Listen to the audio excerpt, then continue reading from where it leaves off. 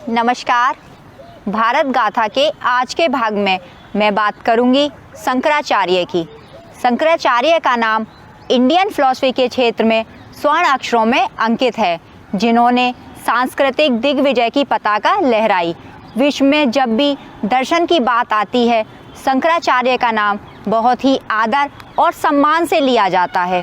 शंकराचार्य न केवल एक दार्शनिक बल्कि एक समाज सुधारक भी थे। भारत राष्ट्र की सांस्कृतिक एकता के लिए शंकर का भागीरथ प्रयास भारतीय इतिहास के स्वर्णिम पन्नों में दर्ज है। उन्होंने चारों दिशाओं को जोड़ने के लिए चारों दिशाओं में मठों की स्थापना की, लेकिन यह सब उतना आसान नहीं था। 788 ईस्वी में केरल के एर्नाकुलम जिले के कलादी गांव में नंबूदरी ब्राह्मण शिवगुरु और आर्यम्बा के घर जन्मे शंकर का बचपन अत्यंत कठिन परिस्थितियों में बीता। अल्पायु में ही पिता के देहांत ने शंकर के बचपन को अत्यधिक कठिन बना दिया। पिता के संरक्षण के बिना आर्थिक अभाव से जूझता यह बालक अपनी मां आर्यम्बा के देखरेख में पला बढ़ा। शंकर का मन तत्कालीन सांस्कृतिक परिस्थितियों से खिन्न था। तत्कालीन भारत में विभिन्न मतों और संप्रदायों के बीच दार्शनिक वाद विवाद ने भारतीय संस्कृति को मध्ययुगीन विद्रूपताओं से ग्रस्त कर दिया था। भारत राजनीतिक रूप से तो अलग अलग टुकड़ों में बटा ही हुआ था, साथ ही सांस्कृतिक रूप से भी खंडित होने के कगार पर खड़ा था। बालक शंकर इन विद्रूपताओं को समाप्त कर ज्ञान का प्रखर सूर्य उदित करना चाहते थे। साथ ही भारत की सांस्कृतिक एकता को पुनः स्थापित करना चाहते थे। बालक शंकर के मन में ज्ञान प्राप्ति की पिपासा थी, सत्य को जानने का जुनून था, लेकिन परिस्थितियां विपरीत थीं। विपरीत परिस्थितियों के आगे शंकर ने समर्पण नहीं किया, बल्कि विपरीत परिस्थितियों को उन्होंने अपने अनुकूल कर लिया और अपने लक्ष्य की ओर मजबूती से आगे बढ़ चले। शंकर ने अपने अद्वैतवाद दर्शन के माध्यम से ब्रह्मा और जीव की एकता स्थापित की और मानव में भेदभाव मिटाने के लिए नींव तैयार कर दी। पिता के देहांत के कारण उत्पन्न कठिन परिस्थितियों और आर्थिक अभावों के बावजूद भी प्रखर बुद्धि के शंकर ने मात्र 3 वर्ष की आयु में अपनी मातृभाषा मलयालम का ज्ञान प्राप्त कर लिया था। 5 वर्ष की आयु में शंकर को गुरुकुल भेजा गया, जहां उन्होंने संपूर्ण वेदों और शास्त्रों का अध्ययन सिर्फ 2 वर्ष में ही पूरा कर लिया और सिर्फ 7 वर्ष की अवस्था में वे घर लौटकर शिक्षक का कार्य करने लगे। एक सफल शिक्षक के रूप में उनकी ख्याति सर्वत्र फैल गई। शंकर का स्वाभिमान भारतीय इतिहास का एक उदाहरण है। जब केरल सम्राट ने उन्हें अपने दरबार में आने का निमंत्रण दिया तो उन्होंने उसे ठुकरा दिया, और जब केरल सम्राट स्वयं उनके सम्मुख अशर्फियां लेकर उपस्थित हुए तो भी उन्होंने उसे लेने से इनकार कर दिया। शंकराचार्य संन्यास की दीक्षा लेना चाहते थे, लेकिन उनकी मां अपने एकमात्र सहारे को संन्यास लेने की आज्ञा नहीं देना चाहती थी। कि बदंती है कि एक दिन शंकराचार्य अपनी मां के साथ नदी में स्नान कर रहे थे।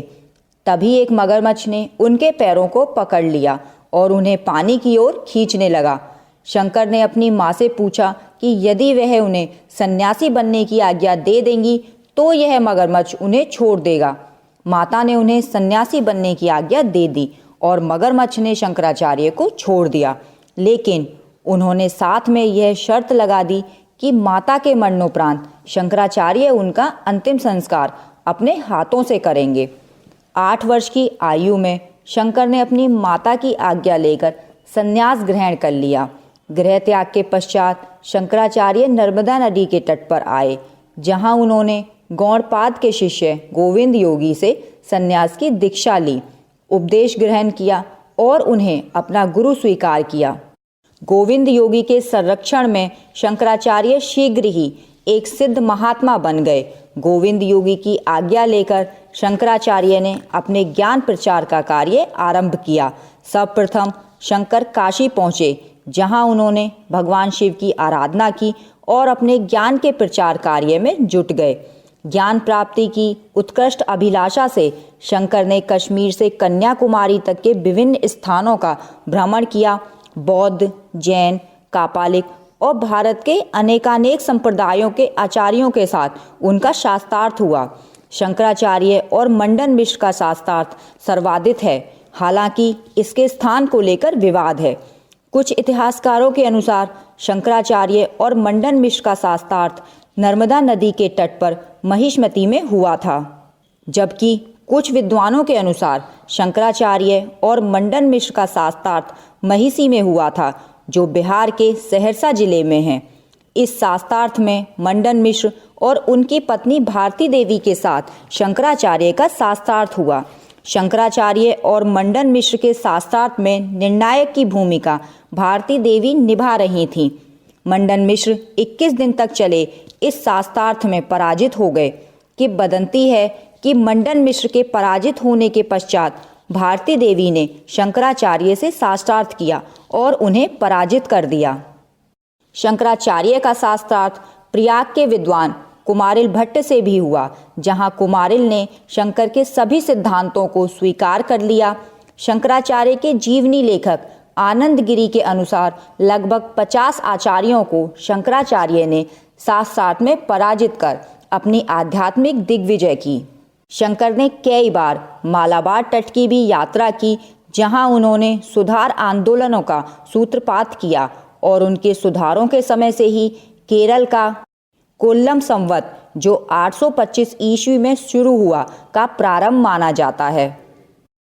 आदि शंकराचार्य ने भारत की सांस्कृतिक एकता, अपने विचारों के प्रचार प्रसार और देश के आध्यात्मिक मार्गदर्शन हेतु चारों दिशाओं में मठों की स्थापना की।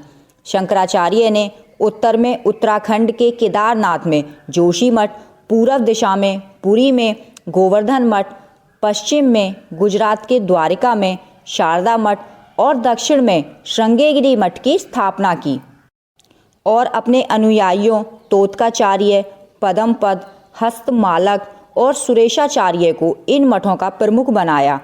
आज भी इन मठों के आध्यात्मिक प्रमुखों को जगत गुरु शंकराचार्य कहा जाता है, जो सनातन धर्म के आध्यात्मिक मार्गदर्शन माने जाते हैं।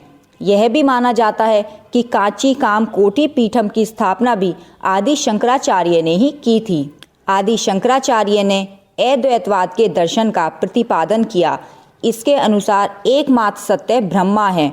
आत्मा या जीव तथा ब्रह्मा में कोई भेद नहीं है। यह संसार माया द्वारा सृजित कार्य होने के कारण मिथ्या है।